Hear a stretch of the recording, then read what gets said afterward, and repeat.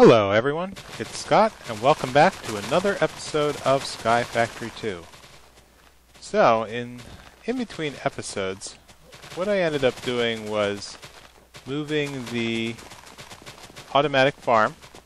So I now shifted it one to the left and down to maximize the effect of the range, so that way it captures these 7 blocks by 7 blocks.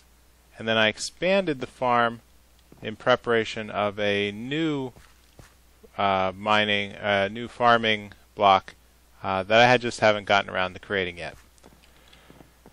So, in the process of doing that, I started to clean up some of the mob drops, but then it got out of hand again, and I have even more chests than I had before. So I've consolidated all of the loot bags into these chests, and what I want to demo here is the ability to use an Autonomous Activator to clean up loot bags. So, by hooking it into the power network, this Autonomous Activator is set to sneak mode, which is essentially a shift right click. So what it's going to do is anytime that you shift right click with a loot bag in your inventory, it's going to place those items into the chest that you target. So if I were to clean out some of these rings, we see that the Autonomous Activator almost immediately filled them in and emptied out more loot bags. Unfortunately, I have so many loot bags that I'm having trouble just processing where to begin. So, over in the mob farm, I replaced the cows with pigs, and then realized that I had kind of overdone it on the meat production, and then said, well, let's go back to farming zombies, because I actually do have a shortage of zombie heads. So, hopefully, somewhere in here, it'll start to produce at least a couple more zombie heads that I can use in the splice and dice machine. Sorry. The slice and splice machine.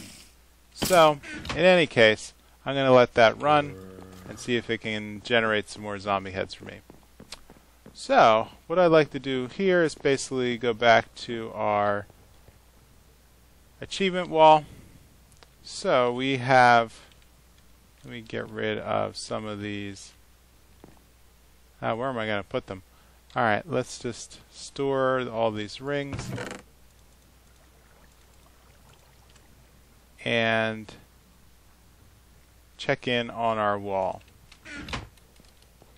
So at this point, we built the splice and slice machine. We've built a farming station. We need to get ready for the QED, so that way it can produce some of the parts for jetpacks. We also built our infusion machine, and let's check in with our crafting table, our achievement table. We've made a sprinkler and a lily pad, and we're getting close to an iron seed. We just need more manicchio. So at this point, let's check in the next step. Well, soon I'm going to be flying. And I'm really aching to start the applied energistic system, because things are just getting completely out of hand with the mob drops. And now we are automatically sieving materials into ingots. Alright, great. Whew. So, by adding all these new machines, I've kind of been stressing the lava network. And so you might notice that all my lava generators are gone. Well, that's because I've needed to move them downstairs to a new lava generator farm, which I've kind of gone a little overboard, but this is the amount of power that I think I need in order to power all of my machines. The downside is that I am draining the lava at a pretty fast rate here. So I've already emptied one barrel, and like I said before, I can tap it by going into an extract mode and always active So it'll start to feed the lava back up into the system, and we can see it's actually starting to discharge slowly and raise the level of our tanks. Right, so how do we increase our lava production? So there's a couple of different ways of producing lava with heat. And so in the crucible here, you see that there's a little note of the melting speed. So in the very beginning we were using a torch with a one-time melting speed, and we put lava underneath the crucibles, which essentially gave us a 2 times melting speed. Well, there's another material called Pyrotheum that actually gives a 7 times melting speed to the crucibles.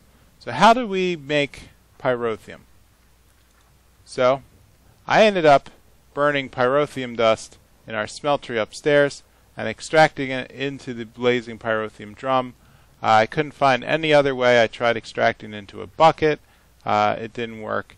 So I ended up just burning Pyrotheum dust, which is a pretty simple recipe. Coal powder we make by pulverizing coal in the pulverizer. Sulfur is a byproduct of sifting. And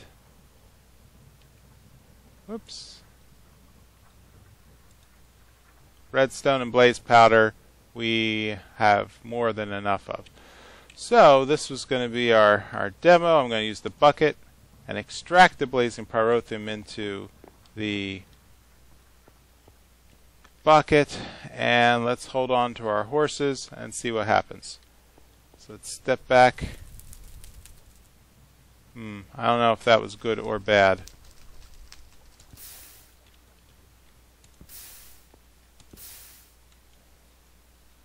Oof. Okay. Let's close off that opening and check the damage. Alright, so it looks like the Pyrotheum has, well, it's hard to say. I don't know what the drip range is of the Pyrotheum, but we can see we now have a 7 times melting speed in these crucibles. So I think my end goal will be to go through and remove all the lava under the crucibles and replace them with Pyrotheum. Unfortunately, I don't have a lot of sulfur right now, so that's going to mean sifting some more, actually pulverizing some material, and it's going to be a while before I can upgrade the rest of the crucible farm. So let's take stock of what we need to do next. Alright, we're back, and that turned into a real mess. Well, it turns out that Pyrotheum has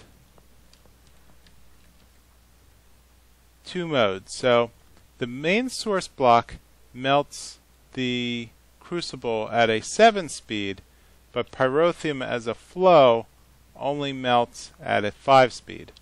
Well, both of those are much better than the old lava. So I'm still going to keep going with Pyrotheum, but what I ended up doing was almost burning down my base. So the Pyrotheum launches spreads fire, and the fire caught my wooden stairs, which then destroyed my entire landing down there. So I'm not going to be able to get back to my lava generators anytime soon, but on the bright side, I'm at least at the point where I am able to produce more lava than I'm consuming with all the lava generators. So I'm filling up my tanks again, and this should balance out shortly. So, at this point, I think we are ready to start tackling the QED. So what exactly is this block that I've been talking about so much? The Quantum Ender Device, QED. So the QED is one of the first machines that's going to allow us to begin auto-crafting other items in the game. So the QED has an internal inventory that you can feed with items, but it's powered by another energy source called an Ender Flux.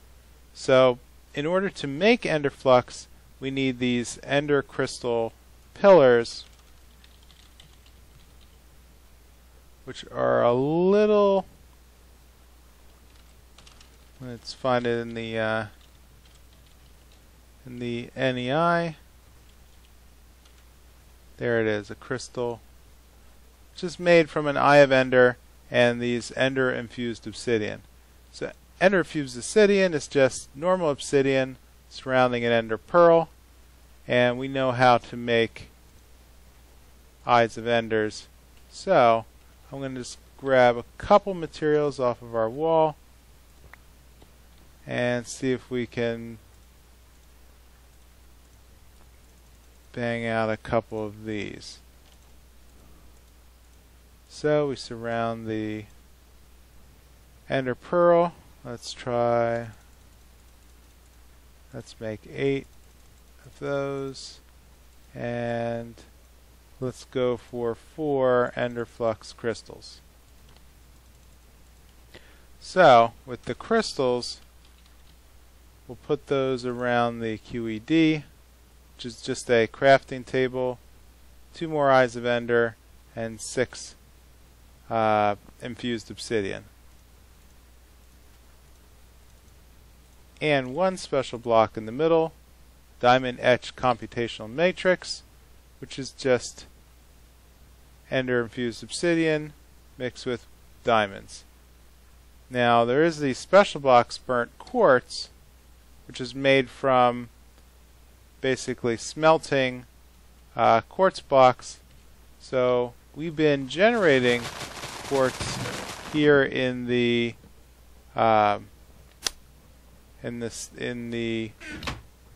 auto packager inadvertently every time we went and ground down the soul sand. And here we should have a block of quartz. So I'm going to throw the block of quartz in the furnace to get that going.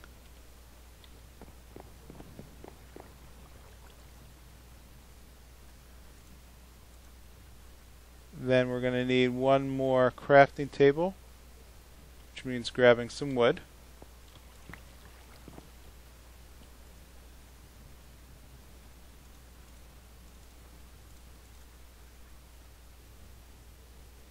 How did I mess that up?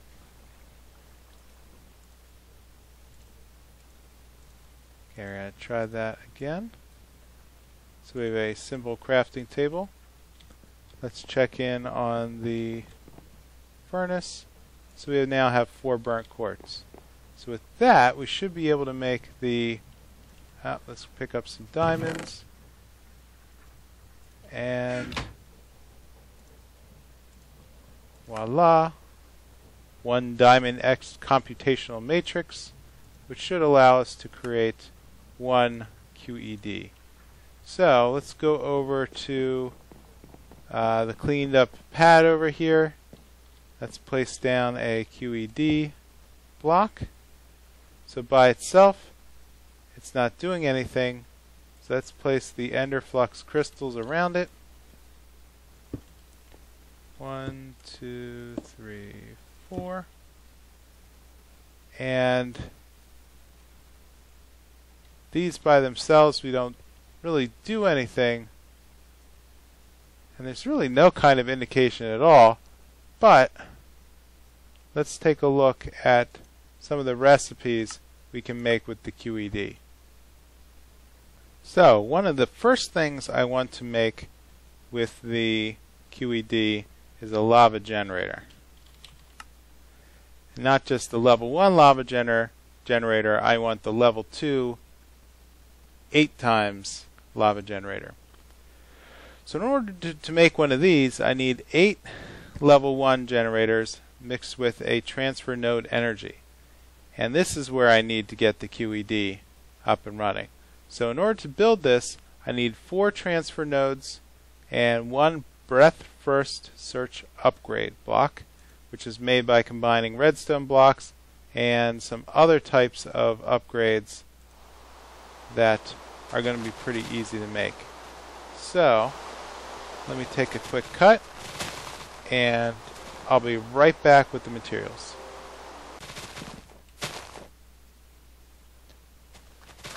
Alright, now I should have everything I need to finish.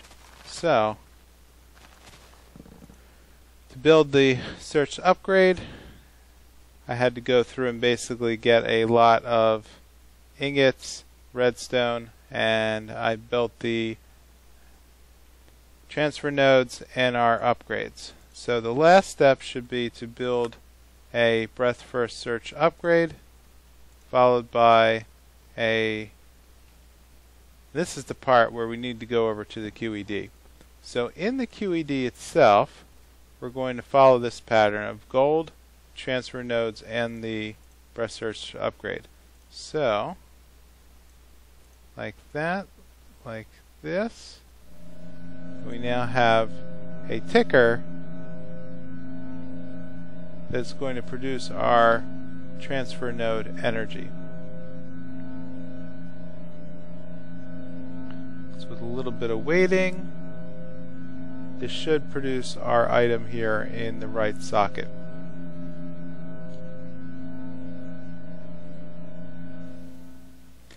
Okay, and what's special about this is I didn't have to click anywhere, it made the item automatically. So I'm just going to take my transfer node and head down to the lava area and craft myself a 8 times multiplier. So let's take our lava generators, break them down,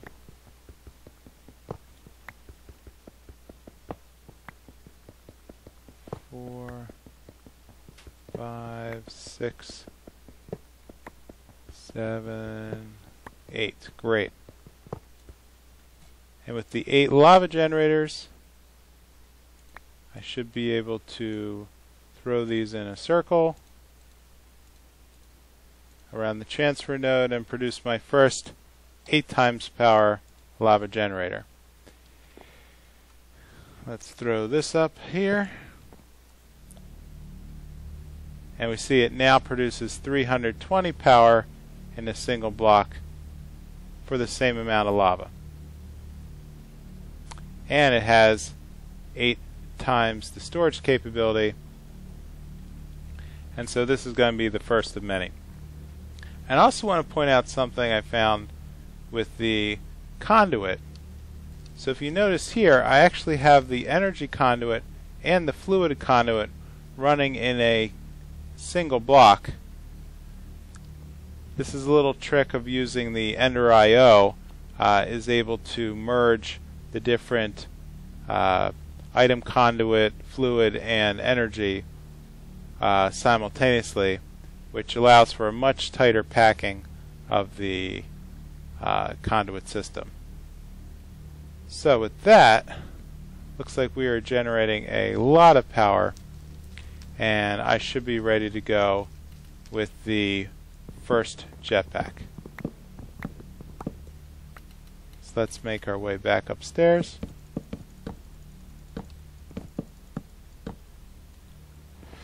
So in order to build the jetpack, the first thing, it's just going to be a lot of combining. So the introductory jetpack that I've made before in another game was the Leadstone Jetpack. And so this tier 1 jetpack is made from lead, a lead flux capacitor, which is this copper and lead and sulfur. We'll need our leather to make a leather strap. Good thing we had those cows. And then thrusters, which are made from reception coils, more lead, stained glass, steam dynamos, which is a lot of copper, and pneumatic servo, which is pretty simple to make. So like I said, it's just going to be a lot of combining, but it's not anything that we don't already have.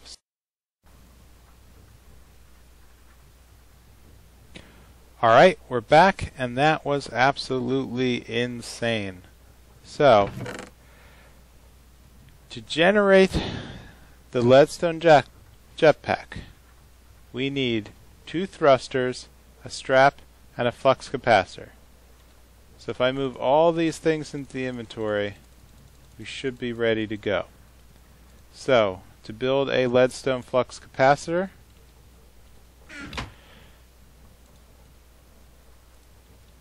we mix these items. The sulfur was produced by grinding coal in the sag mill, which you have a 10% chance drop of getting the sulfur. So it just took time to gather. The leather strap is pretty easy. The leadstone thrusters, each thruster needs a copper and 2 steam dynamos. Each dynamo is made of a transmission coil and more copper gear. So with this I should be able to make my 4 dynamos. So I need 2 pneumatic servos. I need more glass, more copper, and redstone reception coils. So with that,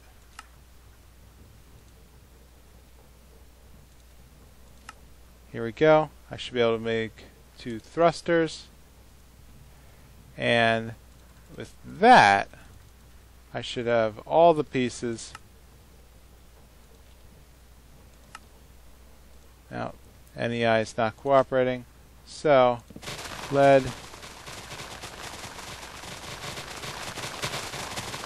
capacitor, and the thrusters. With that, I now have 1 leadstone jetpack. And the jetpack by itself doesn't do much until it is charged in an infuser.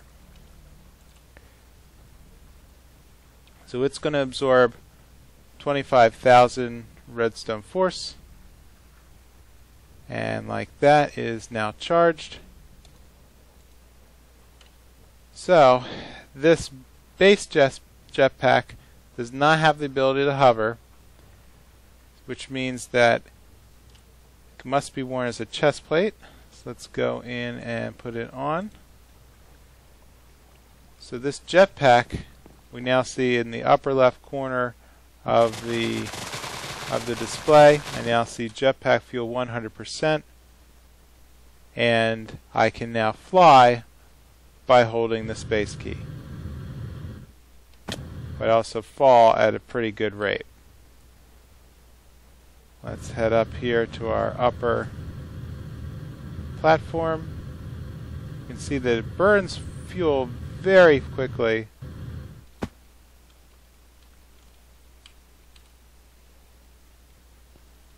So I'm going to need to either be re-infusing this quite often, or there's another block we can make called a wireless infuser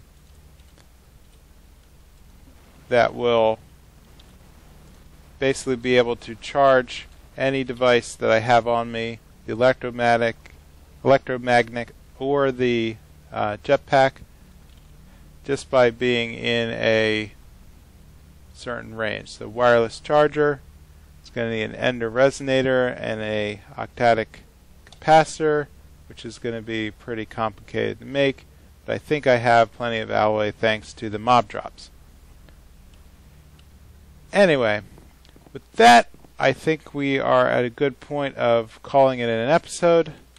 So, as always, please leave a like or a comment on the video. Let me know how I'm doing. And with that, I will see you next time. Bye.